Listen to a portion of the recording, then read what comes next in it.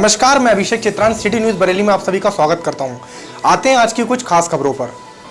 SSP दफ्तर के बाद अब डीआईजी दफ्तर भी कोरोना संक्रमण की जद में आने के बाद 2 दिन के लिए हुआ सील।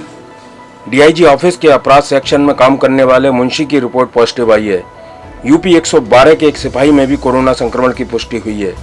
दोनों ही पुलिस लाइन में रह रहे थे, लिहाजा वहां हड़कंप मचा हुआ है। पुलिस कर्मियों में कोरोना संक्रमण के तेजी से बढ़ रहे मामलों को लेकर डीआईजी राजेश पांडे ने कमिश्नर से अनुरोध किया था कि स्टाफ की जांच एक मोबाइल वैन उपलब्ध करा दी जाए, जो सभी थाने और पुलिस दफ्तरों से सैंपल जुटाकर जांच कराए। डीआईजी दफ्तर में प्रथम तल पर बने क्राइम सेक्शन के संक्रमित पाए गए मुंशी का यूं तो सीधे डीआईजी में संपर्क नहीं था, लेकिन बाकी स्टाफ में संक्रमण की आशंका बढ़ गई है। दफ्तर के बाहर 48 घंटे बंदी का नोटिस चस्पा कर दिया गया है। इस बीच दफ्तर को सैनिटाइज कराया जाएगा। यही नहीं, कलेक्ट्रेट के कंट्रोल रूम में ड्यूटी कर रहे एक कर्मचारी के एक दिन पहले कोरोना पॉजिटिव मिलने के बाद कर्मचारियों में दहशत है। इसीलिए कलेक्ट्रेट के गेट के साथ ही परिसर में बनी कोविड हेल्प डेस्क पर लोगों को थर्मल स्क्रीनिंग के बाद ही अंदर जाने दिया जा रहा है।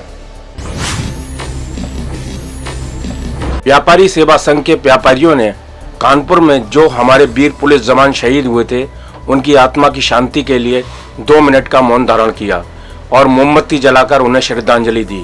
व्यापारी नदीम शमसी जी ने शोक प्रकट करते हुए कहा कि हम समस्त भारतवासी उनके इस बलिदान के लिए हमेशा ऋणी रहेंगे। मेरा नाम अमित सरपाल है। आज व्यापारी सेवा संघ ने कानपुर में जो हमारे पुलिसकर्मी शहीद हुए हैं, उनके लिए श्रद्धांजलि अर्पित करी है। आज व्यापारी सेवा संघ ने जो हमारे कानपुर में पुलिसकर्मियों ने जो अपना बलिदान दिया है, उनके लिए हम लोगों ने 2 मिनट के लिए मौन धारण किया और उनके लिए मोमबत्ती जलाकर उन्हें श्रद्धांजलि अर्पित करी। धन्यवाद।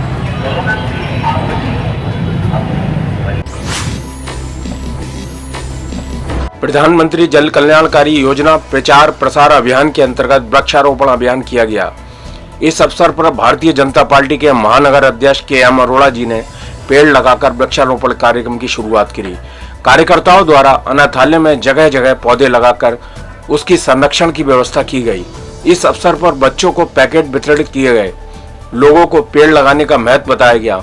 उन लोगों को यह बताया गया पेड़ प्रदूषण को किस तरीके से कम करता है, इसके बारे में विस्तृत जानकारी दी गई। लोगों को यह बताया गया कि पेड़ हमारी अनमोल धरोहर है, इसको हमें संभाल कर रखना है। कार्यकर्ताओं को यह प्रेरणा दी जा रही है कि वह अपने अपने क्षेत्रों में और घरों में अधिक से अधिक पेड़ लगाएं और उसकी देखभाल करें, जिससे कि हमारे देश की जलवायु में प्रदूषण कम से कम रहे। ये सच है कि जो पेड़ हम लगाते हैं उसकी छांव हमें नहीं मिलती है, लेकिन हमें यह नहीं भूलना चाहिए कि जिन लोगों ने पेड़ पहले से लगाए हैं, उन्हीं पेड़ों की छांव में आज हम बैठकर ठंडी हवा लेते हैं। उन्हीं पेड़ों के फल हम लोग खा रहे हैं। इंसान कभी पद से बड़ा नहीं होता, इंसान हमेशा अपने आचरण और संस्कार से बड़ा होता है। सोमवार को महामहिम राष्ट्रपति रामनाथ कोविंद अपने शहर कानपुर आए तो वे छात्र जीवन की यादों में खो गए। यहाँ आयोजित कार्यक्रम में उन्होंने अपने शिक्षकों को सम्मानित किया। वे अपने गुरुओं को देखकर भाव विभोर हो गए। उनका आशीर्वाद लेने के लिए इतने आतुर दिखे कि उन्होंने प्रोटोकॉल का भी ध्यान नहीं रहा। वे तुरंत मंच से उतरे और अपने गुरुओं जी के पैर छूकर आशीर्वाद लिया। यह देखकर वहां उपस्थित सभी लोग अभिभूत हो गए।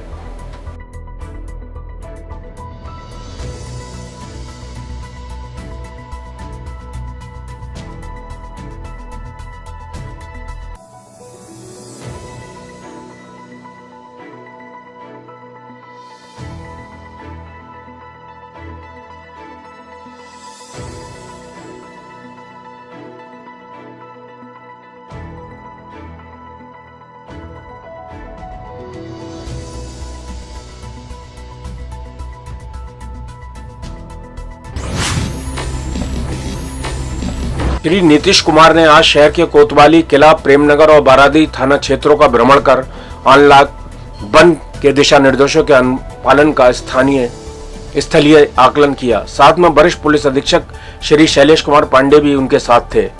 मास्क का प्रयोग, सोशल डिस्टेंसिंग का पालन न करने आदि के कारण जिलाधिकारी के निर्देश पर आज इन 4 थाना क्षेत्रों में की गई कार्रवाई में 12,300 रुपए शमन शुल्क वसूला गया। धारा 188 अंतर्गत 51 प्राथमिकी दर्ज की गई और 237 चालान किए गए। प्रधानमंत्री जन कल्याण योजना प्रचार प्रसार अभियान के युवा प्रभाग के कार्यकर्ताओं ने वृक्षारोपण कार्यक्रम कलेक्ट्रेट बाकरगंज में किया। इस अवसर पर शहर विधायक के भाई अनिल कुमार जी और सभी कार्यकर्ता मौजूद रहे। हजियापुर सकलैनी मदरसे के पास स्थानीय लोगों की मांग पर समाज सेवा मंच के अध्यक्ष नदीम शमसी और उनकी टीम ने वहां के लोगों की समस्याओं को सुना। लोगों ने बताया कि यहां पर लगभग 1 महीने से ज्यादा समय से नगर निगम द्वारा लगभग 4-5 गलियों को जोड़ने वाली पुलियों को बुलडोजर से तोड़ दिया गया था। लोगों ने काफी विरोध किया था, परंतु नगर निगम की टीम ने लोगों को आश्वासन दिया 2 दिन के बाद हम बनाकर जाएंगे, परंतु 1 माह से भी ज्यादा समय हो गया। नगर निगम का कोई भी कर्मचारी पुलिया बनाना तो दूर, नाली साफ करने को भी नहीं आया। इन टूटी हुई पुलियों की वजह से रोज 1-2 हादसे होते रहते हैं, जिससे खास तौर पर बच्चे और बुजुर्गों को चोट लगती रहती है। समाज सेवा मंच के अध्यक्ष नदीम शमसी ने कहा, जल्द ही हम पदाधिकारी कमिश्नर साहब से नगर निगम के अधिकारियों व इस समस्या की शिकायत करेंगे। नगर निगम अगर बरसात से पहले हजियापुर के नालों की सफाई जमीनी स्तर पर करा देता है तो आज वहां जलभराव नहीं होता।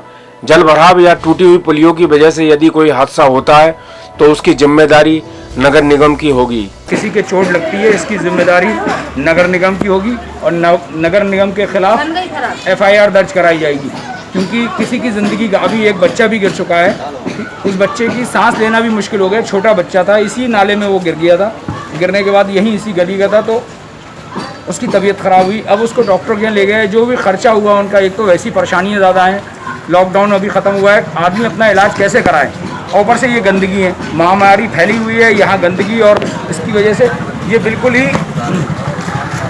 यहाँ गलत हो रहा है। यहाँ नगर निगम को चाहिए सबसे पहले पुलियाँ बनवाएं और यहाँ की नालियों की सबकी सफाई कराएं। साहब इसमें तो गिर जाएगा बच्चा, क्या करा जाए इसमें तो? बहुत परेशानी हो रही है यहाँ। ये समस्या कितने दिन से हुई है आपको? एक समस्या का 1 महीना हो गया। तो नगर निगम ने आपको क्या आश्वासन दिया है? कोई आश्वासन नहीं दिया है। तो आप क्या चाहते हैं नगर निगम से? यही कि पुलिया बने। यहाँ पे तकलीफ इतनी हो जाती है, मैं उठाना मुश्किल पड़ जाता है,